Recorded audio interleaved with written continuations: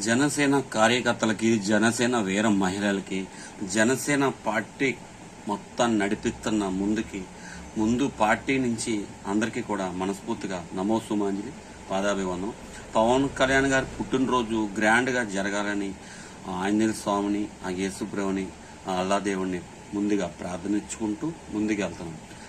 గిల్లర్లు చేయకుండా దారి చేసినప్పుడు బైక్ దారి ఒక పద్ధతిలో ఒక అందంగా పవన్ కళ్యాణ్ గారికి పేరు తీసుకురావాలని కోరుకుంటున్నాను.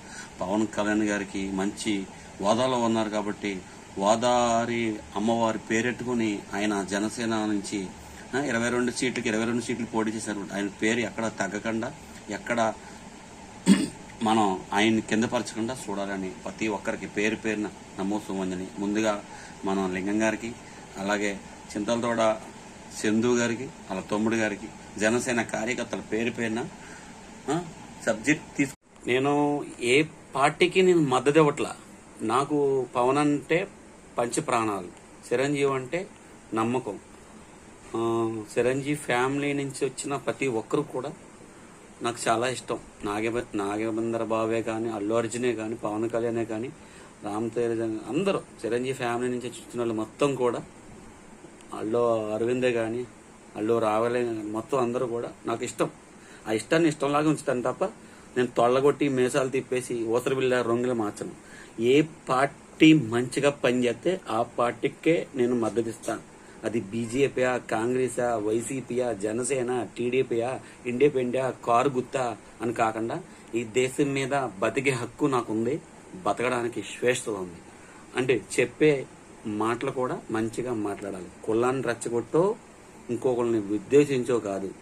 ప్రౌడ్ ఆఫ్ ఇండియా, నిజాలే మాట్లాడుకుందాం. పబ్లిక్, నేను ఐశ్వర్యంలో పుట్టలేదు, ధనవంతుల ఇంట్లో పుట్టలేదు, పేదోళ్ళ ఇంట్లో పుట్టలేదు. రోడ్డు పక్కన పడుకున్న వాళ్ళు పాపం వాళ్ళు మనం ఎప్పుడన్నా దుప్పట్లో గిప్పట్లో కప్పుతాం, వాళ్ళ ఇంట్లో కూడా పుట్టలేదు. నేను మంచి ఫ్యామిలీలోనే పుట్టాను. అంటే అమ్మ నాన్న అందరూ ఉన్న వాళ్ళ ఇంట్లోనే, రక్త సంబంధాలు, ఇలువలు, గౌరవాలు కాపాడే వాళ్ళ ఇంట్లోనే పుట్టాను. మంచి చెడ్డ ఆలోచించే వాళ్ళ ఇంట్లోనే పుట్టాను. అందుచేతనే ఈ డేస్ నేను పెడతాను. నేను మంచిగా ఉన్నాను, మంచిగా నేను ఒక దారిలో వెళ్తున్నాను కాబట్టి వీళ్ళు నన్ను ఫాలో చేస్తారనో, లేకపోతే నన్ను ఎంకరేజ్ చేస్తారనో, లేకపోతే నన్ను 10 మందిలో గుర్తింతారనే కాదు. కొత్త మెసేజ్ ద్వారా ఇటువంటి పనులు కొనుక్కు ఆగుతాయని ఒక నమ్మకం.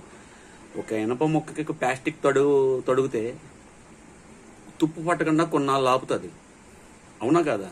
అది నిప్పుల్లో పడితే ముందు ప్లాస్టిక్ కాలిపోయి తర్వాత కాలుతుంది, అవునా? అంటే ఏంటి, మన సెక్యూరిటీ ఒక